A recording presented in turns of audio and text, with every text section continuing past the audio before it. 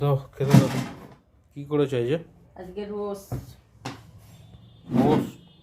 হ্যাঁ, ওটস কি দিয়ে খাবো?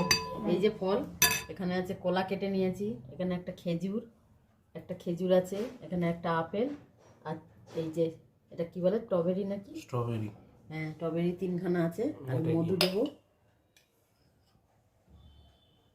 বেশি দেবো না, মধু দিয়ে মেখে নেব। বন্ধুরা দেখুন, এই ওটস মাখা হ্যাঁ ওটস মাখা খাবো আজকে।